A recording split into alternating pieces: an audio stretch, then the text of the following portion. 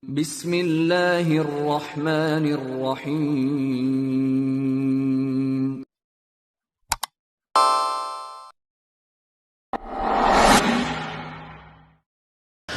Penyakit itu ada tiga, Bu.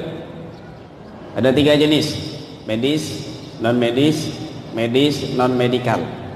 Medis, penyakit medis, kanker, tumor, mencret, pusing, ya, dan lain sebagainya. Penyakit non-medis, santet, sihir, pelet, penyakit ain, diikuti jin. Ada jin keturunan buaya putih, ada jin keturunan macan, atau dia kena jin tumbal, dan lain sebagainya. Yang ketiga, penyakit medis non-medikal. Penyakitnya medis, bisa didiagnosa oleh medis, oleh dokter, tapi nggak bisa sembuh. Kenapa? Karena berawal dari non-medis.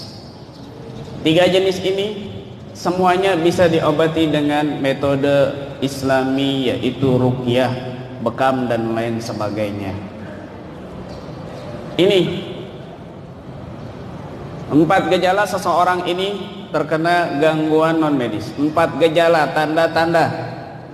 Ada 4 tanda-tanda orang ini terkena gangguan gaib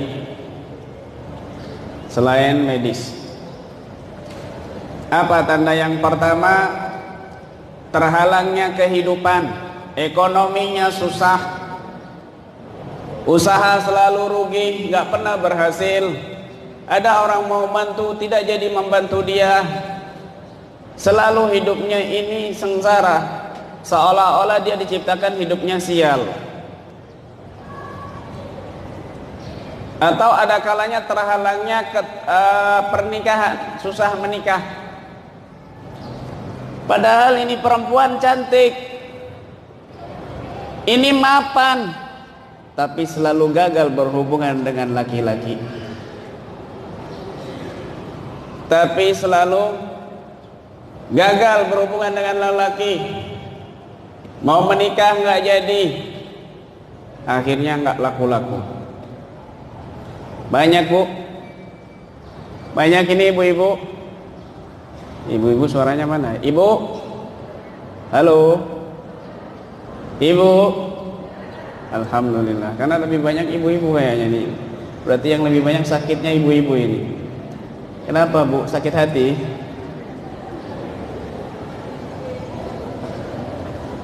Allah karim. Ini ada 3.000 lebih nih. Insya Allah. Ibu-ibu banyak yang sakit hati, Pak. Atau laki-laki juga gitu, sama, ganteng, tampan, punya pekerjaan, ada rumah mapan, tapi nggak laku-laku. Susah kalau urusan masalah perempuan, selalu gagal, padahal dia sudah kebelet. Nah, ini bisa juga kamu kena santet, atau kamu disukai sama jin.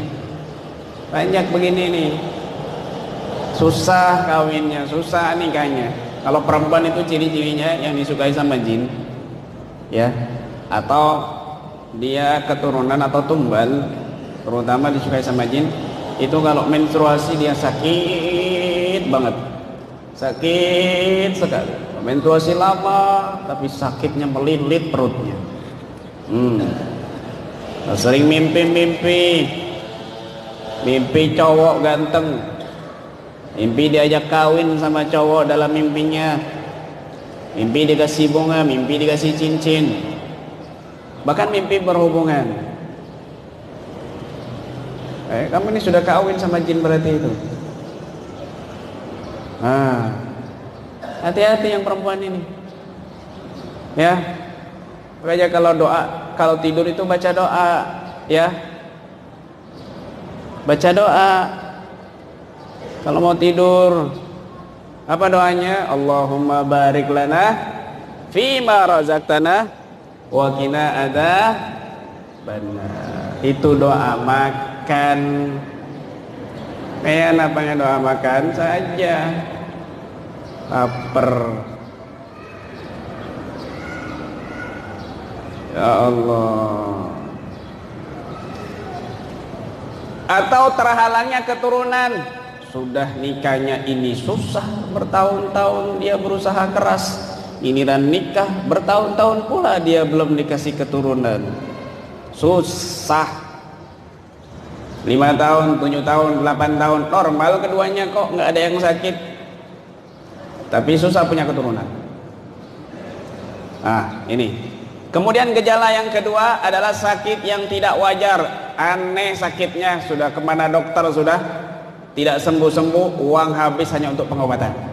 Dokternya sampai bingung, dokter yang A katanya jantung, dokter yang B katanya lambung, dokter yang C katanya usus, dokter A harus dioperasi, dokter B jangan dioperasi, dokter C bingung, habis uangnya untuk pengobatan. Kemudian yang ketiga, gejala yang ketiga, mental yang tidak wajar, gelisah hebat, galau hebat, marah-marah, emosian, dekat sama suami risih, suami mau menyentuh, wah sudah nggak enak rasanya tanpa ada alasan sedikit pun. Atau sebaliknya, yang laki-laki juga gitu, gampang marah-marah kalau di rumah, emosian sama istri, bawaannya kepingin selalu marah sama istri, kasar kalau ngomong sama istri, tapi giliran ngomong sama istri-istri tetangga lembutnya Masya Allah. Bang mau curhat ini bang, sebentar bang, ayo cepet saya mau kerja ini. Istrinya pingin curhat, disuruh cepet-cepet. Giliran istri-istri tetangga curhatmu didengerin berjam-jam kuat. Ini penyakit mental nggak wajar, sering menyendiri, sering mengucilkan diri di kamar tanpa ada alasan tertentu, selalu buruk sangka sama kanan kiri tetangga, padahal baik-baik saja, menyangka tetangga ini ada yang ngomongin dia, padahal nggak ada. Ya. Kemudian yang keempat, mimpi buruk, mimpi melihat kuburan, mimpi melihat orang mati, mimpi melihat keranda, mimpi melihat pocongan, mimpi melihat dirinya meninggal. Dampaknya seperti mayit, hidup kamu itu seperti mayit, lelah, capek, padahal sudah istirahat, bawaannya pingin berbaring saja. Nggak ada harapan untuk hidup bagi dia rasanya, seperti mayit, capek, lelah, pikirannya nggak bisa fokus, sering lupa, nggak bisa konsentrasi, galau, gelisah, takut mati dan lain sebagainya. Biasanya medianya foto kamu, bekas pakaian kamu, bekas putung rokok kamu, diolah, dibungkus, dipendam di dalam kuburan. Atau mimpi yang berkaitan dengan ketinggian, mimpi naik pohon, mimpi naik bukit, mimpi di gunung, mimpi terbang, mimpi jatuh dan lain sebagainya.